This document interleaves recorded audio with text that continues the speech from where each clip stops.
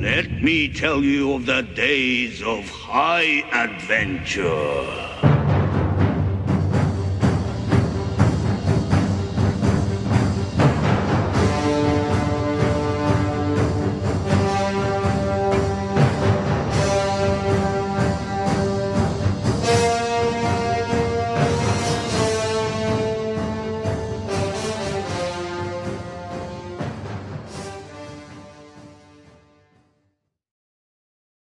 Hey there nation, welcome to the show. We help you to play miniatures wargaming on a budget. It is I, Commander CheapSkate, and now it's time for another edition of Age of the Realms. This is battle report number 21. This is our 2,000 point battle report for Age of the Realms that is fought between myself and my esoteric order, the Thousand Sons, which is my Disciples of Tzeentch army, versus my buddy Brother Grimm of the Immortals, which is his 2,000 point Ironjaws army. So we're going to have these two armies stack up against each other and with 2,000 points out in the battlefields of the realms. So that being said, let's go through the army list real quick. I'm just going to play some background music and run the list through so that way you can take a look at what they have. If you want to get a more detailed look at those lists, feel free to pause it. So without any further ado, let's talk about the armies that we're bringing for this one.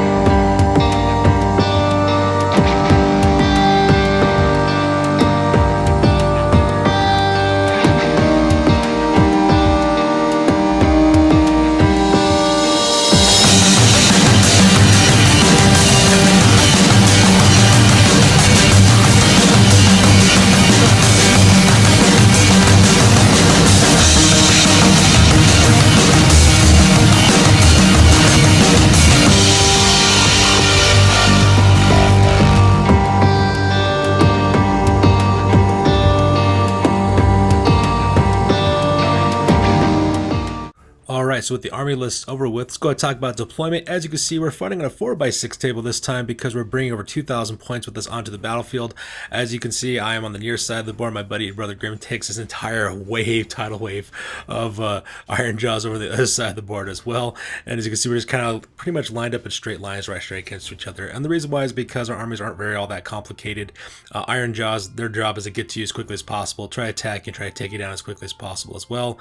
Whereas my guys with Chaos, with my guys, because there was Disciples of Tzeentch, we want to wear you down a little bit with some shooting, a lot of magic, and then kind of finish you off in close combat as well. So let's go and talk about the individual deployment areas, and we'll talk about exactly where all the armies are located at. Alright, starting off with my army, this is my left-hand flank. As you can see, I have my unit of Changelings. That's a huge unit of 20 Zangors are located right there as well. And then right behind them, I also have Skeksis of Dark Crystals. That's my Zangor Shaman.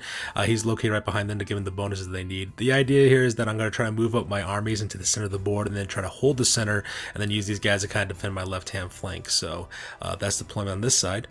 And deployed in the center is where most of my army is located at. As you can kind of see in the left-hand corner there, I got my Lord of Change. That's Skakalikos, the Warden of Pathways. That's my Lord of Change model. He's located there. Right in front of him, I got the Shut Off Innistrad, which is my Mutal Vortex Beast. And then make up the main center of my army is that huge unit of 30 Chaos Warriors armed with halberds. Those guys are also marked with the mark of Tzeentch. That's my Stormlords. They're kind of there to kind of take the brunt and the abuse of most of my army because these guys have 2 wounds apiece. They got a pretty good armor save, pretty good combat scores, so looking forward to using these guys and see how they perform. Right behind them, of course, I got Ekheld Hellbrash with the Champion of Tzeentch. That's my general. He's also got the Tzeentch Arcanite Cult ability, so that way he gives +2 bravery to all of his units. And then right next to him on the right hand side is my Magister. That's Barnabas the Scrivener. I like that guy there because that way he can cast Bolt of Change, kill guys, and also add some Chaos Spawns into the army as well. Plus my General, he can also summon up new Slaves of Darkness units as well if he rolls a 4 up on a d6, so pretty good location for these guys to be at as well. Unfortunately, I forgot to deploy my little Chaos Familiar. He's going to show up here in the next few frames here in a little bit, and that guy gives +1 to casting bonuses to all wizards that are in range of his ability. So that makes up the center deployment for my army. And finally, we have my right-hand flank, which are just 5 Chaos Knights. These are my second sons. They're kind of there just kind of anchored down my right-hand side and protect my main lines from being outflanked. And as always, here are my 9 dice of destiny. As you can see there, I got 1 1, 2 2s, a 3, 3 4s, as well as 2 5s. So pretty good to have it around just in case I need to use them to do spell casting or unbinding rolls, or to do runs and charges or bravery tests. So pretty good kind of mix of dice there. All right, so now let's talk about my buddy Brother Grimm. Let's talk about his Ironjaws. This is the left-hand flank. As you can see, he has actually one of his battalions located here. That's his Weird Fist battalion. They're kind of occupied inside that little orc village there. And I just want to kind of draw your attention to the orc village because that's a newly created set of terrain that our resident terrain maker Iron Major made for us. He made 3 little huts with a skin rack right there in the middle, as well as a campfire. He also made that little palisade wall and tower that you're seeing here, which is pretty awesome looking. Just getting the close-up on it. It looks really good on the video, especially when we take pictures with it. With the high def cams. So anyways, this is where we located up his Weird Fist. As you can see, he's got 3 units of 10 Iron Fists, Ardboys, located on the left of the in the middle of the village there, in the center of the top there on top of his tower, and also there on the right hand side. And then right behind him he has his weird Knob Shaman as well. And this is actually pretty a deadly battalion because he gets bonuses to range or as well as damage with his spells, so long as there's guys near him. So that's gonna be kind of like a hard nut to crack right there on the left hand flank. In the center is where most of Brother Grimm's army is located at. As you can see, you got 3 units of Ardboys that are located as well. In the front rank, you got a unit of 20. Those are the Immortals. Those are the guys who receive +1 to hit, as well as getting bonuses to their bravery. That's Grimgor Ironhide's personal retinue of Ardboys. So located right directly in the center. On the left and right flank, of course, you got 2 more units of 10 Ardboys apiece. So that kind of rounds up that battalion as well, because this is going with a Black Orc Big Mob is basically the battalion that's located in the center. And right there on the right hand side is the Giant, which rounds up this list, and that's Undead Fred and the Loon, and that's a little giant cat running in there on the top. So that makes up deployment here in the center lines. And finally, on the right-hand flank, we have the last of the battalions. This is a Ardfist battalion. We got 3 units of 10 Ardboys apiece. If you notice, we kind of proxied in a few Chaos Warrior miniatures, and that's because my buddy Brother Grimm didn't have enough miniatures to actually fill up the entire battalion. But that's no biggie though, because we have no problem doing that for my battle reports. And then right there in the back, you can kind of see like his War Chanter in the back there. He's there to make sure to replenish ranks. And this guy's kind of deadly because any single time a unit of Black Orcs, I'm sorry, not Black Orcs, Ironjaws get wiped out, that guy can sub up a new unit as well. So I gotta worry about taking out that War Chanter, because if I take out any units of any Ironjaws, they'll just come right back from the dead again. So with that being said, that kind of makes a deployment. So with deployment done, we go directly to the top of turn number 1, and since I won initiative, I get to go first, which is pretty awesome. So starting off in the command phase, right off the bat, I decided to use my general's ability to call up unending legions. I rolled a d6, got a 4 up, so I summoned up 5 more Chaos Knights of Mark Tzeentch. So these guys are also armed with glaives as well, Chaos Glaives. So it's kind of located here on the right-hand far flank of my army to kind of back up my second son, so that way they have a little more protection here on my right-hand flank. And since I equipped my general with the Crown of Conquest, he gets to use 2 command abilities every single turn. So this says that I decided to give Inspiring Presence to my unit of Stormlords. As you can see, that little skull icon represents the fact those guys will not have to take any battle shock tests at the end of this phase, because I have a sneaky suspicion those guys are going to take most of the abuse from Brother Grimm's army.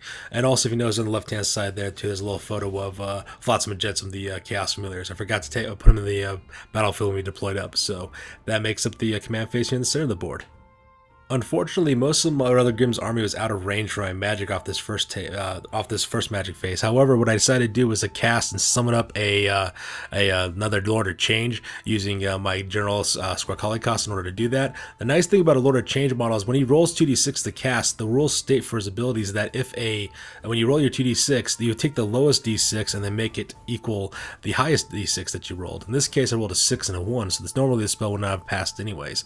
But because I have a 6, I take the lowest die, set that up to a 6 as well, so now he's got a 12 right off the bat as to help them outcast that spell. In addition to that, you would also get a +1 bonus from that little Chaos Familiar that was next to him as well. So because I rolled like a 13 on this one to get the spell off. And you can see here I summon up another Lord of Change. This guy called Baldrus in honor of Egrin Van Horseman. That's like a little 2-headed dragon model. Unfortunately, I don't have any more Lord of Change miniatures, but this guy will be a pretty good use as a proxy for Lord of Change. So and I got 2 Lords of Change on the table, which is pretty awesome in that part. So with the hero phase, we go directly to the movement phase. And as you can see in this photo, I just kind of send everything up towards the center of the table. My idea here is to have my guys deploy on the other side of that hill that's located right there in the middle of the table, and then pretty much just hold the hill and just kind of defend and make my opponent come to me. That way I can blast with magic, as well as any long range abilities I have with shooting with my Lords of Changes, as well as using a lot of my magic to thin down these huge units of Ardboys. And the idea is if I can wear them guys down, then eventually have them come to me, engage in close combat, then I can finish them off in close combat. So that's pretty much the kind of tactic I'm going with. So you can see I got my Stormlords with my command group right there located in the center of the hill there, as well as got the Shadow over Innistrad, as well as Squarkalikos kind of holding the center there. On the left hand flank I got my Zangars holding my left flank, and the right hand side I got my newly summoned Baldrus, which is a newly summoned Lord of Change. as well as 2 units of Chaos Knights kind of holding down the right hand flank. So that part may be kind of cool as well. So that's pretty much movement for this one. Here's a close-up of my Chaos Knights as well as Broadrust, just moving up the normal movement rate to the right-hand flank. The idea is I'm going to try to charge these guys in the charge phase so that way I can take out that Ardfist, because those guys are kind of deadly and I want to take out that War Chanter before he can summon up more guys to help him out. And here's a close-up of my center lines, just kind of holding that hill so that way they can, take the brunt of the wave that's coming my way and try to defend themselves as well as fight it out right here in the center port. And finally, here's a close of my left-hand flank. As you can see with these guys, I ran them up to where that force is located, so that way they can do additional cover from any magical spells that Weird Fist might be throwing at them. At the same time, they're kind of there to kind of protect the left-hand flank of my army to help out with that as well. So with movement out of the way, we go directly to the shooting phase. And using the icon bearers from my Zangors, I managed to put 2 mortal wounds onto that which Weird Knob Shaman right there looking in the back. So that guy's now carrying 2 wounds. So he's almost halfway dead. Hopefully in the next shooting phase or the magic phase, I'll be able to take him out my next turn. And in the shooting phase, I shot off the Rod of Sorcery with both of my Lords of Change. I've originally fired off in this unit of Immortals, managed to kill 1 guy in the process of doing that. So that's all I was able to do with that one. And Bodros was able to kill 1 Ironjaw from the Ardfist here on the right-hand side as well. So pretty lackluster shooting phase. Didn't really get much accomplished in that part. I decided to do the charging phase, but none of my units made it because they failed their charges. So they say exactly where they're at. And since no one's in charge, there's no close combat phase. And since I haven't suffered any losses, there's no battle shock phase. So that being said, we go to the bottom turn number 1 for the Ironjaws. Alright, so here is turn number 1 for the Ironjaws, and this time I decided for these battle reports to kind of shoot from the other side of the table, so that way you can see what my opponent's doing as well. It kind of makes things more difficult because my buddies and I have to shift paces back and forth in order to take photos of it, but at the same time though, I think it kind of gives you a unique perspective on how the enemy decides to do things. So this photo is taken directly after the hero phase. And the very first thing you'll notice is all the little orange dice everywhere, and the reason why we have orange dice is to represent the different bonuses that these units get for their battalion special rules. First of all, my buddy decides to use his command ability for his general, and that one gives for Grimgord Ironhide, but that does, it gives everybody +1 to hit in close combat as well, is what that does, everything within 10 inches of him. So because of that pretty much that whole Black Orc Big Mob battalion pretty much gets +1 to their hits as well. And because of the special rules for their battalion, they also get +1 to wound as well. So these guys are hitting on 3s, wounding on 3s, so be really wounding on 2s rather. So these guys are going to be very, very brutal once they get engaged in close combat as well. And at the same time, he also uses his Ravager ability. Everything within 6 inches of his general gets to move up a d6 number of inches. So you can see there he kind of shuffles a couple of the guys forward a little bit in the center to start getting closer to my main line. So that pretty much makes up his hero phase on this one. Also on the left hand side here, as you can see, he also just gets off another command ability from his War Chanter, gives this unit of 10 Ard Boys +1 to hit as well, so that way those guys will be able to carry on that bonus. Here's a close-up of that Black Orc Big Mob moving a couple inches forward using the Ravager's ability. I think it was something like 5 inches for the center units, and then like 2 inches for like the guys on the left-hand side, and then 4 inches for the mob on the right-hand side is what I believe he rolled for those. So that's where the kind of like a little quasi-movement phase takes place in the hero phase for the Ravager's ability. And over here on the right hand side, like the worst absolute thing happens with that Weird Fist. Because of the Weird Fist, how the wording works for this battalion is that you roll a d6 for each of the units within this battalion that's within 10 inches of the Weird Knob Shaman. And what you do is like on a roll of 1 through 3, they extend the range of the spell by 6 inches, and then 4 or higher, you add +1 to the mortal wounds that are inflicted by the spell. And as you can see in this photo, he cuts that unit of Zangor directly in half. He kills like 7 of those guys, or not, sorry, not 7 of them. I think, yeah, he kills like, no, not 7. Yeah, he kills 7 of my guys right off the bat. And the reason why is because he got the Foot of Gork spell off, and because he got the additional 6 inches, he was able to make that spell. He managed to get the Foot of Gork off twice, inflicted numerous wounds, 14 wounds total, onto that unit. The only reason why that unit wasn't destroyed utterly is because each of those Zongors carried 2 wounds, so because I only lost half my guys, but that was absolutely brutal. I can't imagine what happens if this guy was able to cast off some more spells in addition to the spell he already has, so I gotta do something quick about that Weird Boy Shaman, because otherwise he's just gonna start stomping my army to pieces with that Foot of Gork spell. So that pretty much makes it the hero phase on this one, and with hero phase over, we go directly to the movement phase. And as you can see, the tidal wave of Ironjaws is just flowing straight towards my army without stopping any, really. Like I said before, Brother Grimm, he's got really simple tactics. He's Iron Fist. The idea is to get stuck in as quickly as possible. That way they start engaging in close combat as soon as they can as well.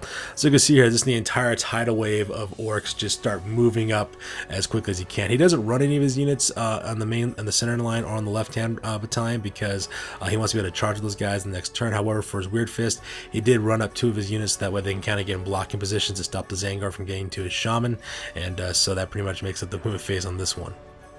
Here's a close-up of his Ardfist just moving up to normal 4 inches. That way they can get within charging range of my Chaos Knights. So I got a sneaky suspicion he's going to try to charge those guys. At the same time, you can see Undead Fred, he's kind of moved up so that way he can charge into my Chaos Knights as well. So that'll be kind of interesting exactly how that works. And here's a close-up of the Immortals, as well as his other 2 units of his Black Orc Big Mob moving up closer to my Stormlords and engage those guys in close combat as well So that'll be kind of interesting to see exactly how that kind of turns out.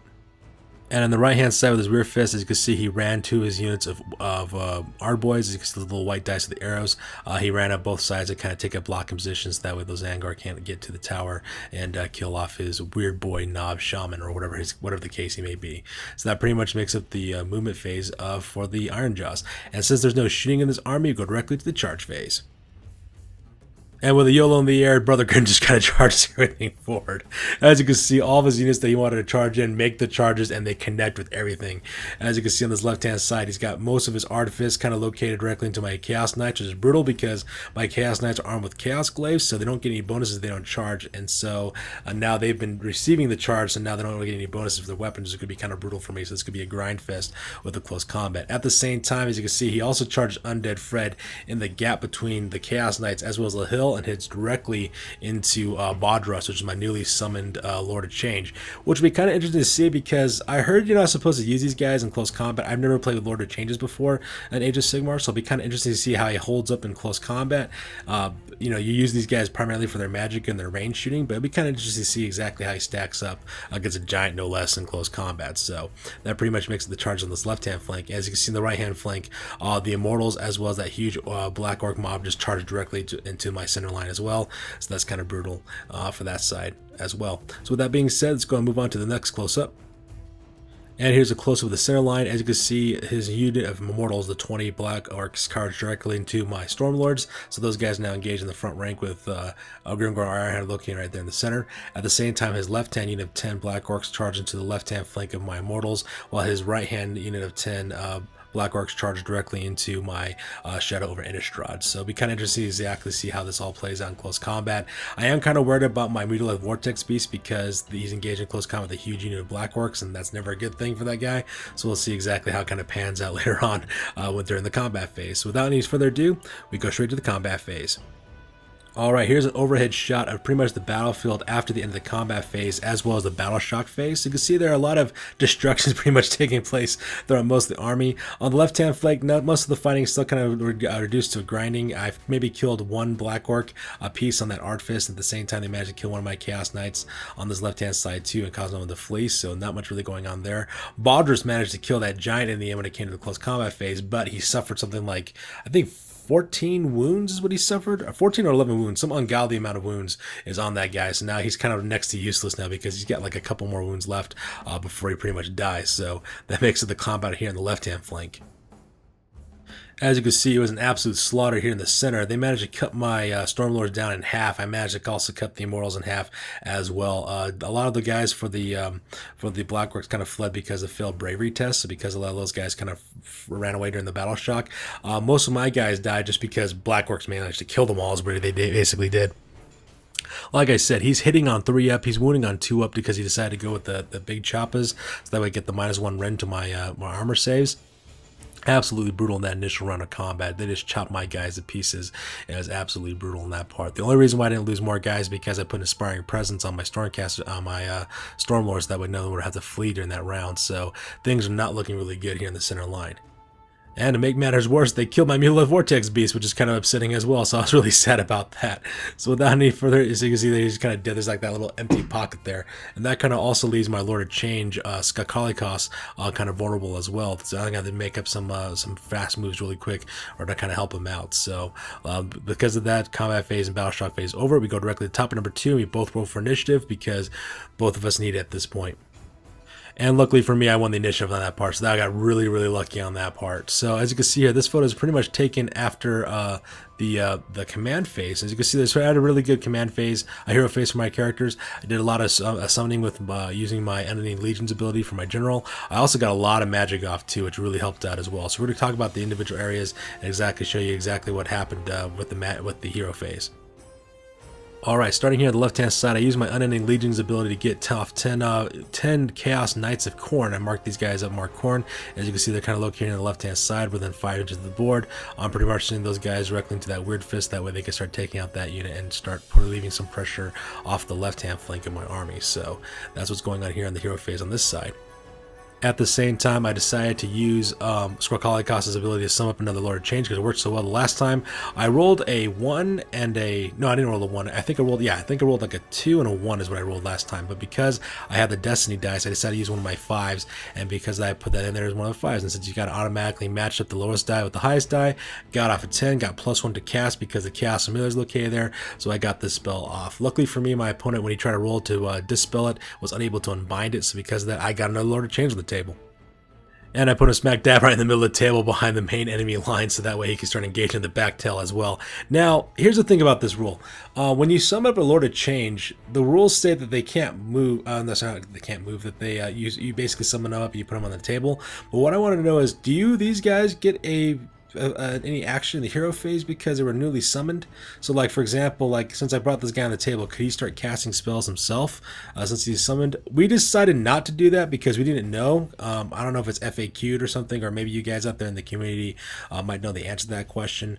I'm not really sure. So I just know that I put that guy on the table and I just played to where he didn't have a hero phase just because he got newly summoned.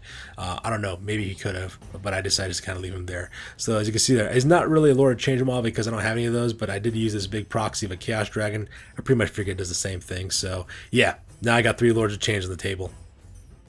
And because these guys also get 2 spells for every turn, I decided to cast Infernal Gateway onto this 10-man unit of orcs and cut that unit directly in half with that spell. A very, very powerful spell, and I'm realizing now that the real strength of this army is not necessarily in combat, it is in the magic phase, because that Lord of Change got 2 spells, and it was absolutely brutal in that part, so my opponent was unable to unbind it, so half the unit's gone. Over here in the center portion of the board, I managed to get off a spell for for Bolt of Change from my Magister. Managed to kill a Black Orc and summon up a brand new Chaos Spawn, which is located right there in the back, so that'd be kind of cool as well. I also use my General's Inspiring Presence ability, since you can do 2 command phases every phase, 2 command abilities every hero phase, and I put Inspiring Presence back onto the Stormlord again because I think they're just going to need it as well. And so that pretty much makes up the hero phase in the center. And because I can't get off another Infernal Gateway spell because you can only cast 1 spell of its type in each hero phase, I decided to use Tzeentch's Firestorm for my newly summoned Bodris character, and he just unleashed it right there directly into his general, Brother Grimm's general, so I managed to kill Grimgor Ironhide, no problem using that spell. That spell is absolutely devastating. You only get to target a unit, so technically speaking, characters count as their own unit, so I could not use that spell on the rest of the Black Orcs in the middle of the table for the Mortals, but you know what, as long as I take out that general, take away his command ability, and give my guys some fighting chance in the combat phase, I'll take what I can get. And because all Lords of Change can cast 2 in their hero phase, I decided to cast Arcane Bolt onto that unit of Black Orcs that's engaged into my unit of Chaos Knights. I managed to only kill one of those guys, so not much, pretty lackluster, but considering that this guy only has 1 wound left before he dies, and he's newly summoned, doesn't cost me any points, I'll just take what I can get at that point. So with Magic phase over for the hero phase, we go directly to the movement phase. And as you can see in this photo, I start moving my guys around to kind of get that main center line and engage in a pincer attack. Using the fly ability from my Lords of Change. As you can see, I put all 3 Lords of Change on the backfield on the other side on Brother Grimm's on the Brother Grimm's side of the table. I did that so that way during the charge phase I can charge those guys directly into the huge mobs of Blackworks that are located there in the center portion of the table. On the right hand flank, everything's pretty much engaged in close combat, so there's no real movement going on their side. And on the left hand side, what I do is I move up my Zangor to start engaging the Weird Fist as well. Same thing with the Chaos Knights that I summoned up, so that way they can get engaged in close combat and finishing those units off as well. Here's a close-up of my Zangor units with my my changelings getting within an inch of that unit of 10 Blackworks with this Weird Fist, because I want to start taking those guys apart so that way their magic is not as strong. And here's a close-up of my Lords of Change getting directly behind these backfields, that way they can start charging into these units and start dealing some damage to these guys. So with moving out of the way, we go directly to the shooting phase. And in the shooting phase, I managed to kill one of the Black Orcs using the icon bearers because they're within range of the other casters nearby. They're ready to get multiple shots off. However, because these guys are also packing shields, if they roll 6s, they can stop mortal wounds. So because of that, I was only able to kill one Ironjaw. But then again, you know, that's one less Ironjaw I really got to worry about. So that part was kind of cool. And I decided to open up with the Rod of Sorcery onto this unit of Blackworks there on the left-hand side. I used both Squakalikos as well as my newly summoned Lord of Change as well. They both opened up with the Rod of Sorcery. I was only able to kill an additional Ironjaw as well, so that part was kind of depressing. I was kind of lackluster with the shooting, but then again, I was running like really bad, and my opponent was just rolling out of the box for his armor saves, so it ended up being kind of the best thing for him, really. So that's what's the shooting phase on this side of the board. And on the right hand side, Bodris opens up with his Rod of Sorcery onto that Ward Chanter because he's in range, managed to curb stomp that guy and put the hurt on that guy. It was pretty awesome. When I rolled my 2d6, I got something like 11 shots, and of those 11 shots, 7 wounded. My buddy was able to stop 2 of them, but the other 5 was unable to, so because of that, his Ward Chanter is now killed. So now I don't have to worry about any more summoned up units of Ironjaws taking the place of the ones I kill during this next charge phase and combat phase, so that part was pretty awesome. So with shooting phase over, go directly to the charge phase. And as you can see from this overhead unit, I pretty much send in the rest of my army swooping in and start taking on guys left and right, so that way I can start engaging them.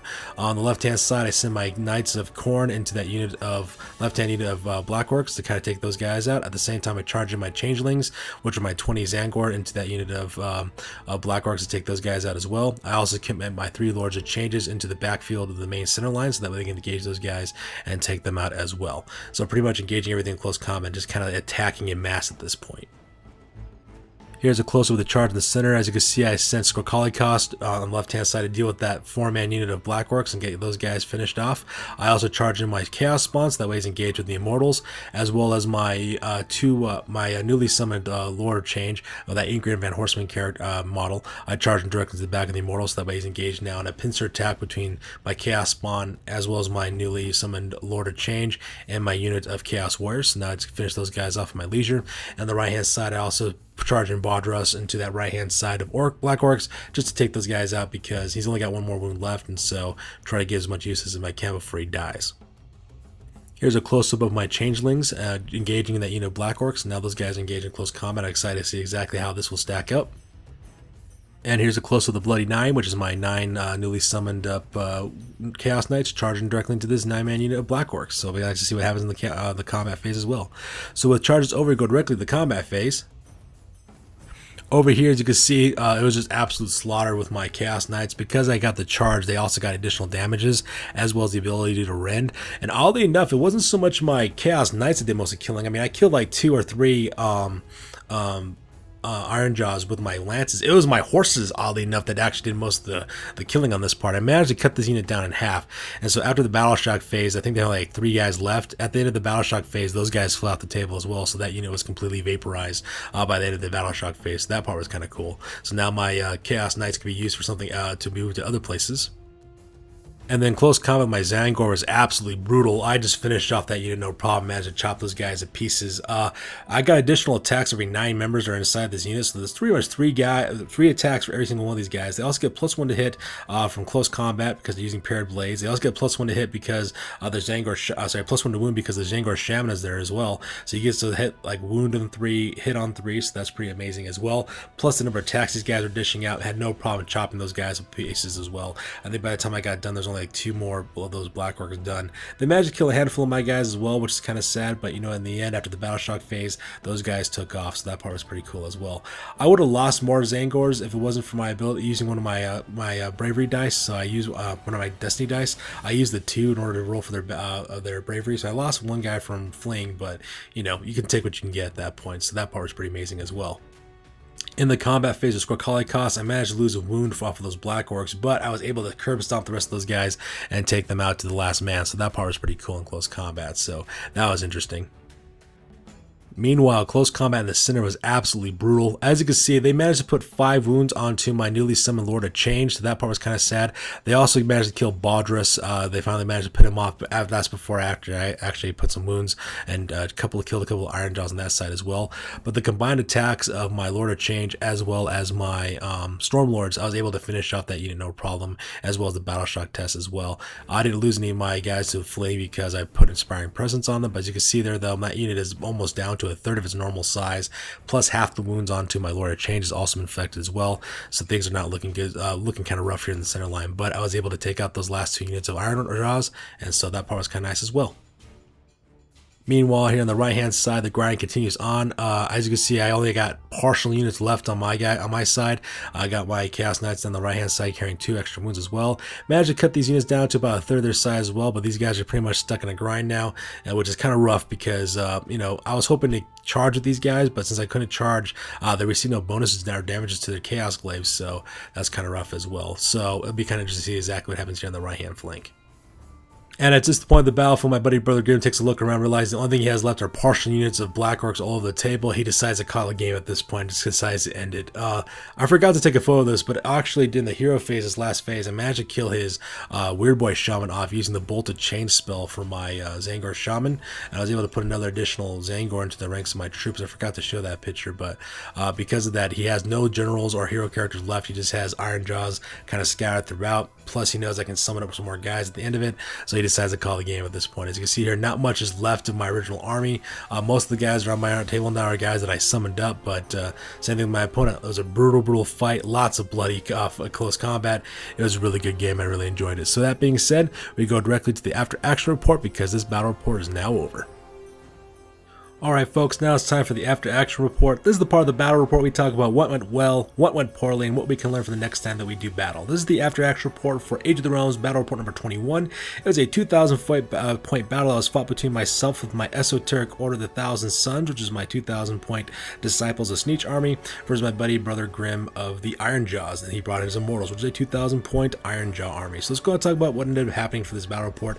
It ended up being a victory for yours truly. Let's talk about some of the factors that led to that. First of all, magic is where this army shines. You get bonuses to cast, bonuses to unbind, and the ability to match die rolls with your Lords of Change is really saving me this game. Spells like Infernal Gateway and Tzeentch's Firestorm were the answers I needed to deal with this my opponent's army because it was a huge horde army. You had a lot of bodies and I needed to take those guys out really quick. The amount of damage those 2 spells can put out in terms of mortal wounds is unheard of, and because of that ends up being a real game changer for this army and really kind of saved me on that part. Next, also Flotsam and Jetsam, my Chaos Familiars really helped me out during this battle report. And the reason why is because they added +1 to my casting abilities, which gave me bonuses to my casting totals, and I was able to do that to dominate the magic phase as well. Pretty pleased with those Chaos Familiars and the abilities they can kind of give off in order to make that happen. I was also able to summon up 2 Lords of Change as well, which really helped me win this battle because they can do both magic as well as shoot. So another addition of the wonderful reason why magic works really well. Now, granted, a lot of you guys are going to be bringing up the whole summoning pool point thing, but you know what? I don't care for the whole summoning pool points. My friends and I don't like playing that way, so because of that, we just don't use it. I mean, I can see why the argument could be about using summoning pool points, but the problem is that when you think of it, a lot of Demons of Chaos players as well as Death players are having a really hard time staying competitive in Age of Sigmar. And the reason why is because they bring up those ridiculous summoning pool points. They got to play with a smaller army and then hope that they might be able to get the rest of their army just because, you know, someone out there wanted to cry about, oh, it's unfair that they can bring up all those guys with their magic and stuff, right? I hate the whining when it comes to that whole thing. I think summoning pools is as a way to answer the whiners out there and the criers out there who didn't like being dominated on during the magic phase. You know, my answer to those guys are either come up with some solution to kill your enemy so that way they can't get those units onto the battlefield, or play a different army, you know? No one says you have to play the army you have, so that's my response to that part. So as always, you know, if you guys want to comment with the summoning pool points, go ahead. We're not going to play that way anyhow. Next, another thing that was also kind important too is Destiny dice played a huge part as always. Be able to pick and choose die rolls is always important. I'm actually thinking about changing up some of my command traits, that way I can get more control over those, so that'd be kind of nice as well. At the same time, Ironjaws are pretty devastating. Those guys are really brutal in that opening round of combat. That +1 to hit, +1 to wound with their command phase, as well as their battalion abilities, really made them really deadly. And plus, these guys have 2 wounds apiece with the Ard Boys. They got really good armor saves, absolutely brutal. Just cannot imagine having to take on anything other than those guys when they came to that combat phase. A Weird Fist is also extremely dangerous as well. I recommend my buddy to actually only have 2 battalions as army, and instead beef up his Weird Fist and make it stronger with his fighters. That way he has more guys in that unit, and I just can't imagine the kind of devastation you'll be able to pull off during the magic phase as well.